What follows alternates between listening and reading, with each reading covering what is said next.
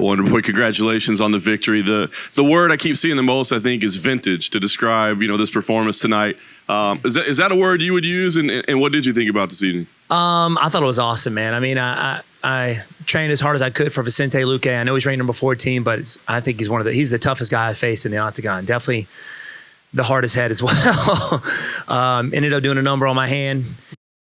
But he was tough. So I knew it wasn't going to be easy. I knew it was going to be easy taking him out, and I was ready for a 5-minute round war for sure. When did when did it happen? Do you know? Second round, I ended up smoking him clean in the forehead. I didn't feel it till I walked back to the second or after the second round. Third round, I knew it was hurt, but I threw it anyway. At the end of it, I decided to start moving a little bit, just kind of pick my shots because I knew it was pretty bad out there in the octagon. And it's bad when you feel it in the octagon because you normally got the adrenaline going.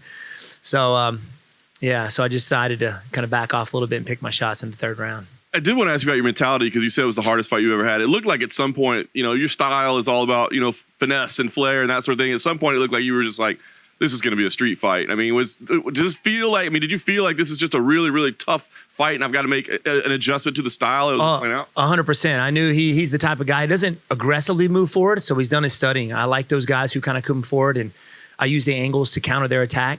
He wasn't aggressive, so I knew he was thinking. He was trying to get me to come in, so I had to kind of stop back and like I said before, pick my shots, but I had to kind of stand there in front of him. You know what I'm saying? So I took some shots in the process. But I can fight inside. I can fight standing in front of you. I can fight moving. So I can fight everywhere. Nice. Last thing for me, I know you had something to prove tonight and you feel you still have a title run left in you, but what do you see as next other than taking a little time off for that hand? I mean, do you see a path for you or what makes sense for you most next? That's a good question. I mean, of course, the fight didn't go spectacularly, have a crazy knockout like everybody wanted. And I knew it wasn't going to be that. I knew it was going to be very difficult. So I see myself working up the rankings, and I figured I was kind of disappointed the fight, the main event ended the way it did because I really wanted to fight one of those guys. Would be awesome. Nicest guy versus the baddest guy would be really cool, but we'll see. Before the fight, you said your loss to Pessis kind of lit a fire within you. Can you talk a little bit about your mindset going into this one? Well, yeah. I mean, I've never been knocked out before. My last fight is that and my second fight with Matt Brown is the only fight I felt like I've actually ever lost. The ones against Woodley and Till, I felt like I won those fights. So it did lit a fire in me. I mean, when you get knocked out, you wonder, you go back home wondering, well, why didn't I see this? What's going on? Am I slowing down? Am I getting too over this game? So all this stuff's kind of going through your head. But at the end of the day, you got to tell yourself no. I'll be 37 in February, but I consider myself, a young 37-year-old. And you going into this fight like I did every other fight. I was focused. I worked hard. I trained hard. I felt great going into the gym and just pushing myself. And I got good coaches and good teammates to help me get me there. So I was definitely ready for this fight mentally and emotionally and physically for sure. Do you feel like you're turning a new chapter now? Do you feel like you've left that all behind you now and you're looking forward? Oh, 100%. I'm not giving up on that title. I know I'm ranked number 9, like I said, or 8. I don't know what I am right now, but I'm not giving up on it. I know I'm the best in this division. I fought the best in this division. The only guys I haven't faced are the top 2 right now. I've faced Tyron twice. Till, Johnny Hendricks, Ellenberger, Whitaker. I'm not giving up on it. Is there anyone that makes sense for you next? I don't know. I don't know. Like I said, I would love to have fought the guys that whoever won it tonight. I mean, I know Masvidal did. And I know it didn't happen the way he wanted it to, and so they're probably going to run it back. But give my body time to heal up when I get back home, and we'll go from there. Wonderboy, over here, front left. What's up? You've obviously always been so open about the Pettis fight. I'm just wondering, in that first round today, what was going through your mind? Vicente hit you with some good shots. What were you thinking there? Well, normally if you go, I kind of take it fairly slow in the first to kind of figure my partner out to see how the feel goes. A lot of times you can kind of figure them out just by feeling, moving around and, throw some feints, and however they react to their feints can really set up some strikes afterwards.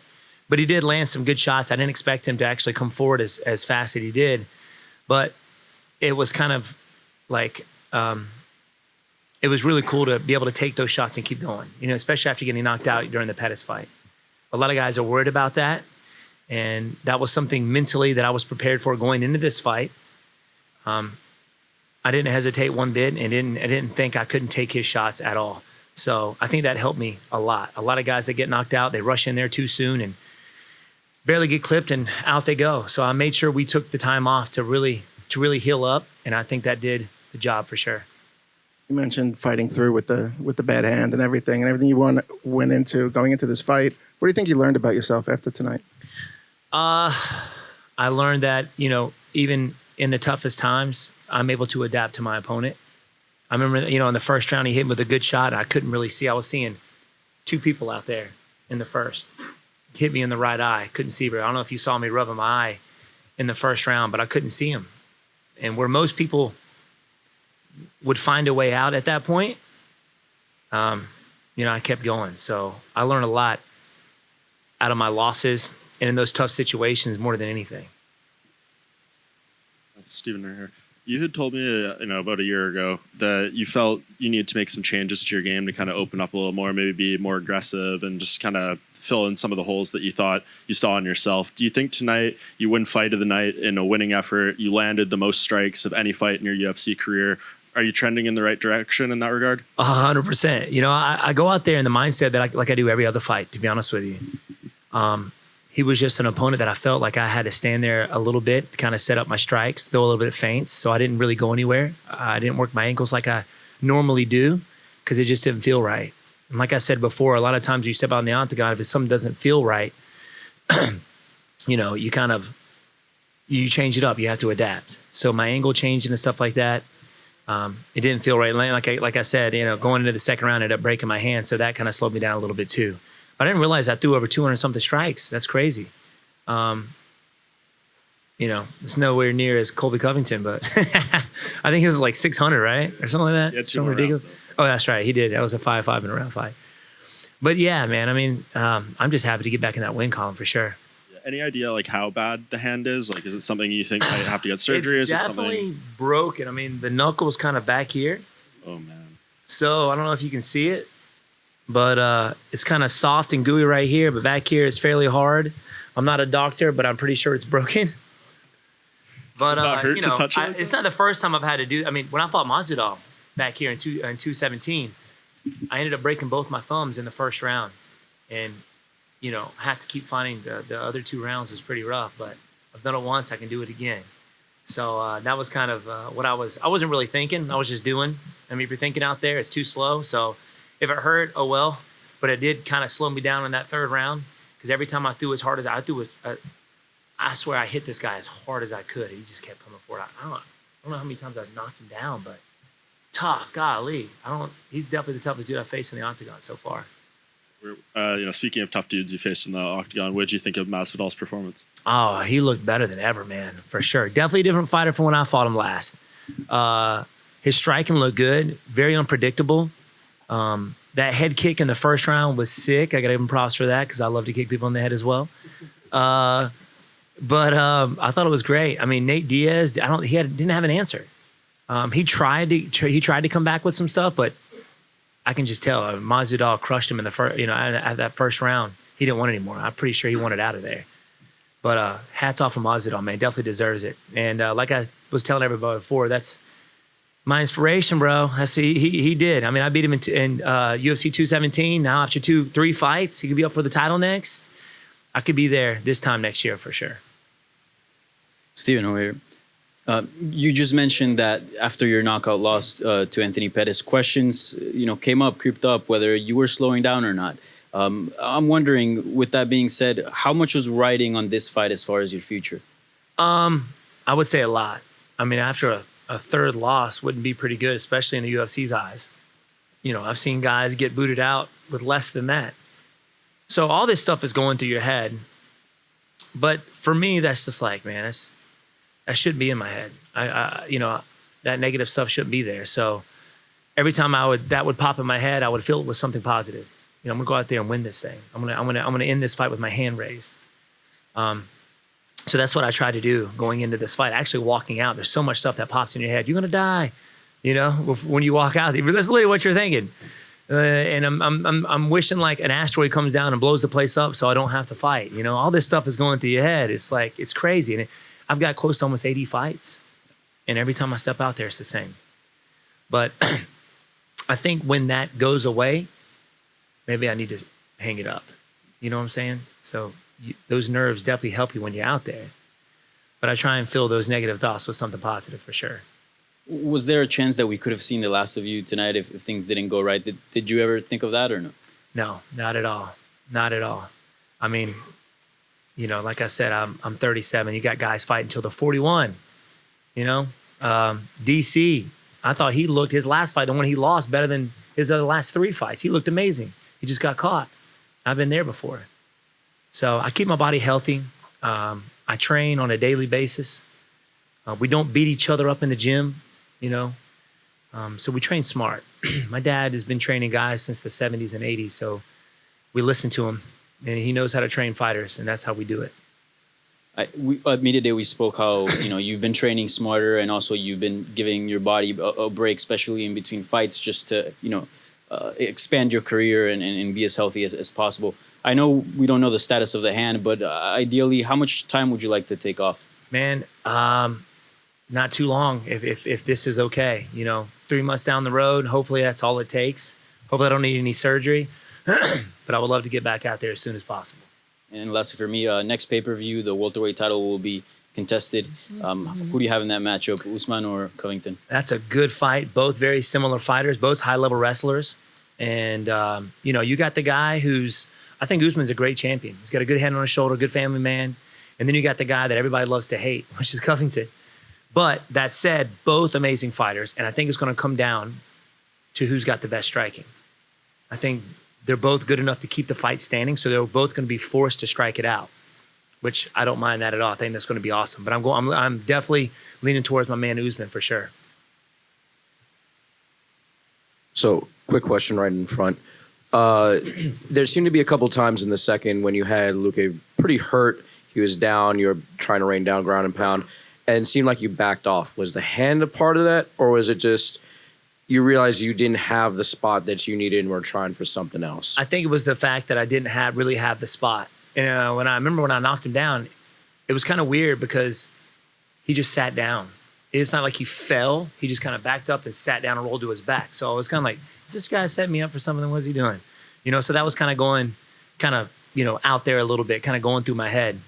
So I just tried to pick my shots. And when I didn't land, I didn't want to get into a grappling match. I see that done a lot where guys rush in and then your opponent that you just hurt grabs a hold of you and they recover. So I didn't want that to happen. So I tried to get the fight standing as soon as possible. And there's also his back was to the cage. You were firing away, didn't get the shot you were looking for, and again also backed off. Again, kind of the same thing. He's been coming forward pretty much the whole fight. Once he started backing up, I figured he was trying to lead me down a rabbit hole. And then I do that to a lot of guys as well. I'll back up, get them to come in, and then I'll plant, boom, and fire, and they run into it. So I figured that's what he was thinking. So I kind of slowly moved in, you know, tried to pick my shots and back out because I wasn't really sure. He was looking for the counter. Wonderboy, just wondering, I mean, you've been in the division for a while now. Would you say this is the most skilled and the toughest it's been? I mean, Vicente was one of your hardest challenges, and this is not a guy that's even ranked too highly yet. Would you say it's the most skilled at the moment that you've seen it? In a while, yes. I mean, everybody I fight in the UFC is high level skilled.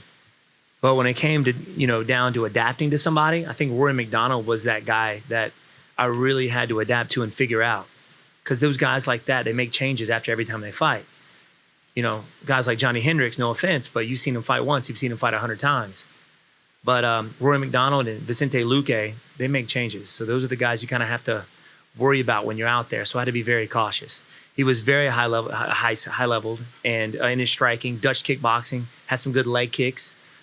But then again, I mean, he kind of threw the same thing over and over again. You know, he tried to hit with the right hand, and then he hit with a few left hooks, and he would go to the leg. He occasionally threw a spin back kick, but I felt that it wasn't natural for him. But definitely the toughest guy, like tough as in he took some shots and kept on coming. So that right there, I mean, just, you know, I've seen guys break mentally after fighting guys like that. You know, it was good. It was a good scrap for sure. Just last one from me. Just wondering, did you get a chance to see Darren Till's performance against? Not a whole lot of it. Not a whole lot of it. I was actually doing media and stuff when that fight was going on. I was trying to peek out the corner of my eye, but they were like, focus. So I had to stay focused on what they were asking me so I get the answers right. But I heard he won. I heard the fight was very close. I heard from some people that Kevin won it. I heard from some people that Till won it. So it was kind of back and forth from what I was hearing. Steven over here. Congratulations on the win. Thank you. Damian Maia just had a big win over Ben Askren, and he announced that he's going to fight 2 more times before he calls it a career. And if I ask somebody who would they like to match make against Damian Maia for one of those last 2 fights, your name comes up an awful lot. Would you want to be one of those guys that would fight Damian Maia? He's a tough and scary guy, man. I don't care what you say. The guy's 41, but he would kill you in a heartbeat on the ground, grab you by your wrist and just drag you down there and choke you out. And very scary guy. I would have to take some time to really prepare for him. But hey, I would love to scrap. Anybody in the division, man, especially the top 15, I would love to step out there with him. But my mind is set forward right now, going up. I would love to fight Masvidal again or Nate. But we'll see. Yeah, it could definitely happen in the future for sure. Is that it?